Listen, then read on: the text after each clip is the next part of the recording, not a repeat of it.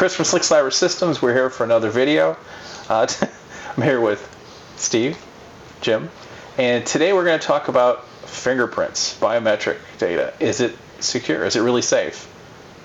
It's biometric data security, period, so not just fingerprints. Yeah, well, just biometric, Yeah, so fingerprints, face, voice, retina scan, blah, blah, blah. Probably the most common being fingerprint, Well, that's everyone thinks about it, and if you think about it, they used to, like a lot of laptops in yesteryear, they used to have the fingerprint scanners in the laptops. They don't anymore. If you look at, like the phones today, they don't use fingerprint anymore. They use face recognition for the most part.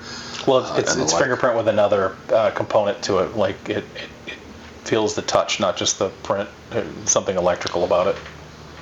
It's electric. Yeah. So, I guess let's pick on the fingerprint thing. Are they really safe? I mean, think about it. And the police have been lifting fingerprints, off of evidence for decades. More than 100 years. Been going around a long time. So we know darn well that it's very simple. I'm looking at Steve because I know you've got a pile of data here on this, but the fact that you could probably do this in your home, in your kitchen, and whip something up. Thoughts? Well, we can teach people how to do it. No, we're not teaching anybody how to do it. We're just making them aware. So can be done. But yeah, I mean, like, what kind of stuff are they using today, Steve? I mean, you're pretty versed on this. Putty and gelatin. Putty, gelatin. That's it. What about crazy glue? I mean, wasn't that used at one point in time? Well, they talked about how they would get it, in a controlled environment. They can get the vapors to stick to the print and then lift the print. You have 3D print technology today that can duplicate, anything you practically want it to. So a good picture, probably. Could very well, you absolutely can do it off of a good picture, not a garbage picture. and I mean, laugh as we may, but even Play-Doh. Oh yeah, if you have somebody voluntary, I mean, you can literally make a reverse mold out of that and then do a real mold out of Play-Doh. Play-Doh. I mean, my grandson was just playing with Play-Doh earlier today in the house. Like, okay. So you're not safe with fingerprints. I think if you do that with an MFA, a PIN code or something like that, I think if you use the two, it would probably be okay, because now you need to have the fingers. Somebody had to lift the fingerprint, but you also need to know the current PIN code, and hopefully you're changing that on occasion. So.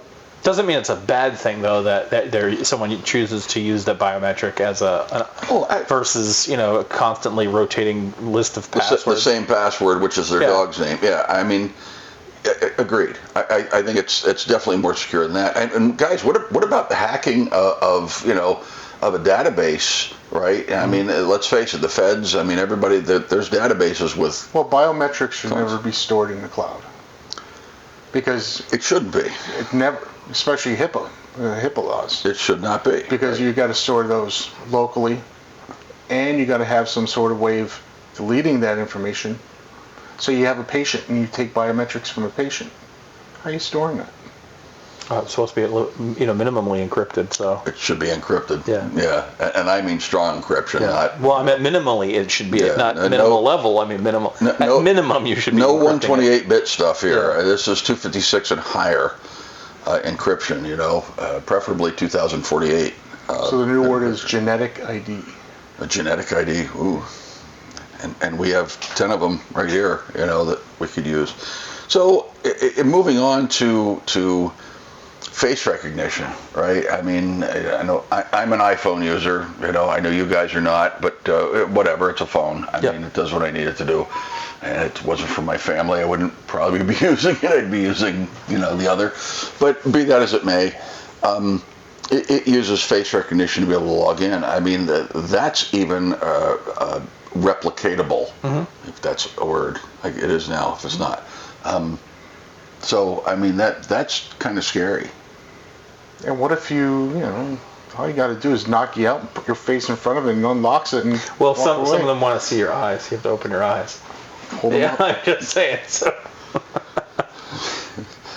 Because I noticed mine. Okay. When I look at mine and it wants you to touch it, and it looks at your face. Any way you look at it, are you're better off with a passcode of some sort. Or a combination. Or a combination. Yeah. You know, again, that's kind of the multi-factor, right? You know, you're looking at. Now, the one piece that I do both a fingerprint and a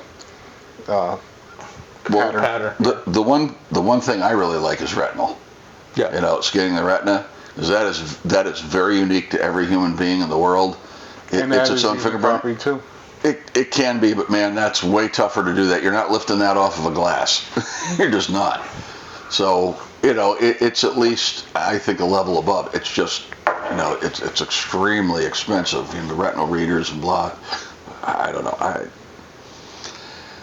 And voice recognition, I don't know. I have an issue with voice recognition. I think that's way too imitatable.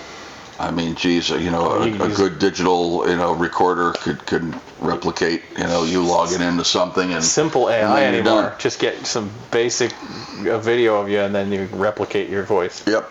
So, and you know, you're talking about, you know, deep fakes, you know, face scans, that kind of stuff, and I mean, who the heck knows where this is going to go in the future?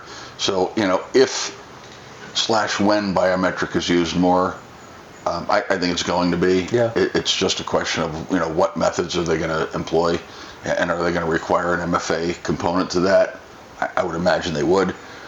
But I like the concept that we were talking about before, is that you can't reset a fingerprint. No, it's yours. It's forever. If it's stolen, it's a permanent password. Once it's stolen, it's done. You know, now it's public fair, and you can never use that finger again. And it might be a different finger. So, you know, laugh, chuckle. All right. You have anything else to bring, you know, to the table? I guess the only other thing we didn't really talk about was the ethical concerns about the data collection. But there's always ethical concerns about data collection. You know, I've got a ton of ethical concerns about data collection. I know it's needed. It's needed for AI. It's needed for, you know, a lot of things. But man, it's yours. Yeah, it's your personal stuff. It belongs to you. Like your Social Security number belongs to you. And unfortunately, everybody and their mother wants your Social Security number, and then they have it in their database, no matter how recklessly or good it's stored. And we're supposed to trust that.